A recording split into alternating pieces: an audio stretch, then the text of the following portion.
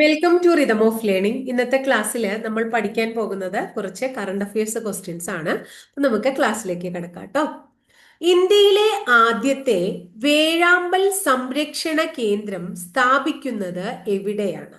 ഇന്ത്യയിലെ ആദ്യത്തെ വേഴാമ്പൽ സംരക്ഷണ കേന്ദ്രം സ്ഥാപിക്കുന്നത് തമിഴ്നാട്ടിലെ കോയമ്പത്തൂർ ജില്ലയിലെ ആനമല ടൈഗർ റിസർവിലാണ്. തമിഴ്നാട്ടിൽ കോയമ്പത്തൂർ ജില്ലയിലെ ആനമല ടൈഗർ റിസർവ്. അപ്പൊ ഇവിടെ നിന്ന് നമുക്ക് ഒരു ക്വസ്റ്റ്യനും കൂടെ കിട്ടി. ആനമല ടൈഗർ റിസർവ് സ്ഥിതി ചെയ്യുന്ന സംസ്ഥാനം ഏതാണ്? എവിടെയാണ്? തമിഴ്നാടാണ്. അടുത്ത ക്വസ്റ്റ്യൻ, ഫിഡയുടെ 2025 ചെസ് പുരുഷ ലോകകപ്പിന്റെ വേദി ഏതാണ്? ഇന്ത്യ. ഫിഡയുടെ 2025 ചെസ് പുരുഷ ലോകകപ്പ് വേദി ഏതാണ്? ഏതാണ് വേദി? ഇന്ത്യയാണ്. അന്താരാഷ്ട്ര ബഹിരാകാശ നിലയത്തിൽ എത്ര ദിവസം താമസിച്ചതിന് ശേഷമാണ് ശുഭാംശു ശുക്ല ഭൂമിയിൽ മടങ്ങി എത്തിയത്? അന്താരാഷ്ട്ര ബഹിരാകാശ നിലയത്തിൽ എത്ര ദിവസം താമസിച്ചതിന് ശേഷമാണ് ശുഭാംശു ശുക്ല ഭൂമിയിൽ തിരിച്ചെത്തിയത്? 18 ദിവസം. അടുത്തത്, പ്രതിരോധ ആവശ്യങ്ങൾക്കായി കേന്ദ്രം ഏറ്റെടുക്കൽ വിജ്ഞാപനം ഇറക്കിയതിനെ തുടർന്ന് പ്രദേശവാസികൾ പ്രതിഷേധമുയർത്തിയ ലക്ഷദ്വീപിലെ ജനവാസ ദ്വീപിന്റെ പേര് എന്താണ്? ബിത്ര ദ്വീപ്. ഒന്നും കൂടെ പറയാം.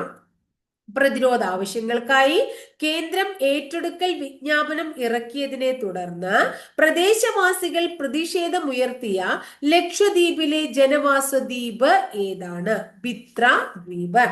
അടുത്തത്, ഹെൻലി പാസ്പോർട്ട് സൂചിക 2025 പ്രകാരം ഇന്ത്യയുടെ സ്ഥാനം എത്രയാണ്?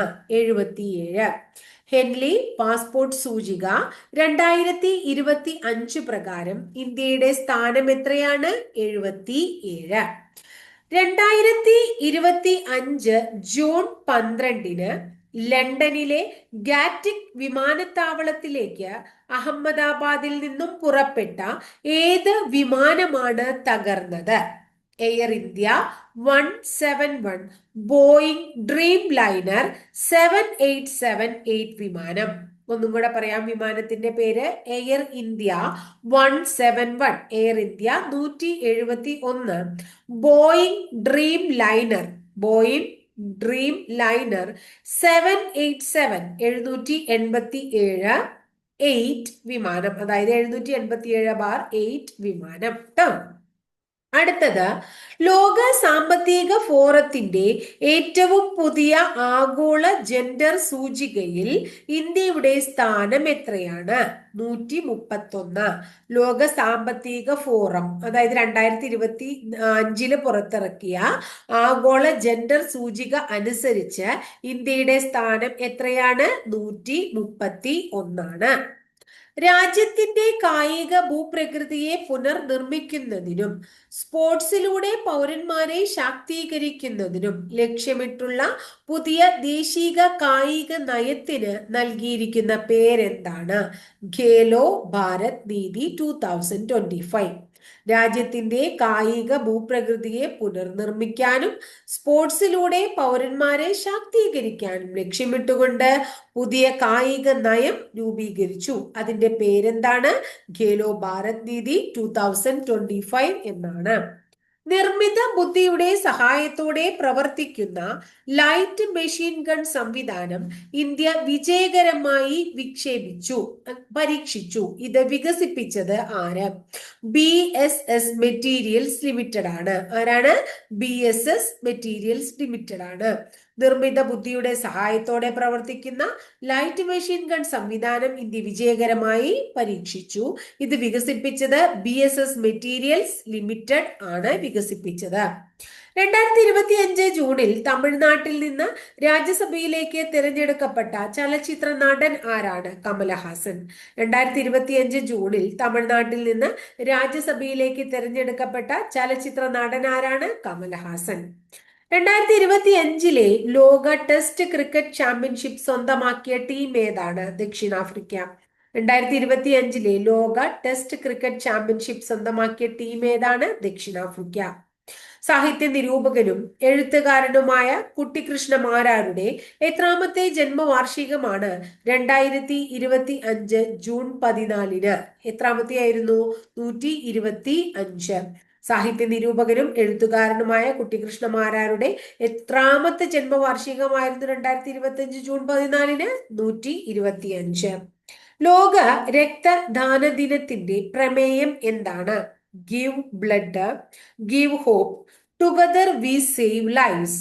എന്താണ്? Give blood, give hope, together we save lives. എന്നാണ് ലോക രക്തദാന ദിനം?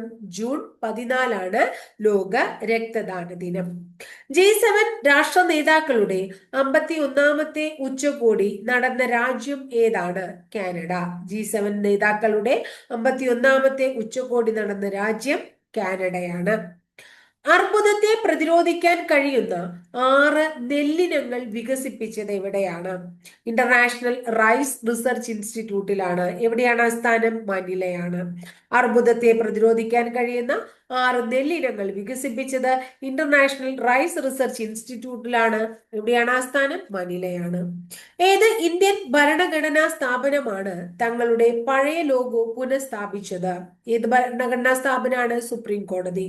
ഏത് ഇന്ത്യൻ ഭരണഘടനാ സ്ഥാപനമാണ് തങ്ങളുടെ പഴയ ലോഗോ പുനഃസ്ഥാപിച്ചത്? സുപ്രീം കോടതി.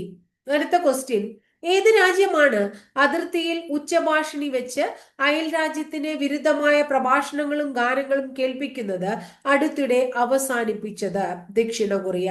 ഏത് രാജ്യമാണ് അതിർത്തിയിൽ ഉച്ചഭാഷിണി വെച്ച് അയൽ രാജ്യത്തിന് വിരുദ്ധമായ പ്രഭാഷണങ്ങളും ഗാനങ്ങളും കേൾപ്പിക്കുന്നത് അടുത്തിടെ അവസാനിപ്പിച്ചത്? South Korea. അന്താരാഷ്ട്ര യോഗാ ദിനം ജൂൺ 21 അറിയാം അല്ലെ? അതിന്റെ ആ ദിവസത്തെ ദിനാചരണ വിഷയം എന്തായിരുന്നു? Yoga for one earth one health. Yoga for one earth, EARTH, one earth one health. അതാണ് 2025 അന്താരാഷ്ട്ര യോഗ ദിനം. ജൂൺ 21 നടന്ന അന്താരാഷ്ട്ര യോഗ ദിനത്തിന്റെ ദിനാചരണ വിഷയമായിട്ട് പറയുന്നത്. അടുത്തത്, PM വികസിത് ഭാരത് റോസ്ഗർ യോജനയുടെ കാലാവധി എത്രയാണ്? 2 വർഷം. PM വികസിത് ഭാരത് റോസ്ഗർ യോജനയുടെ കാലാവധി എത്രയാണ്? 2 വർഷം. ഫിഡെ വനിതാ ചെസ് ലോകകപ്പ് കിരീടത്തിനായി ഫൈനലിൽ ഏറ്റുമുട്ടിയ ഇന്ത്യൻ താരങ്ങൾ ഏതൊക്കെയാണ്? കൊനേരു ഹംപിയും ദിവ്യ ദേശ്മുഖുമാണ്.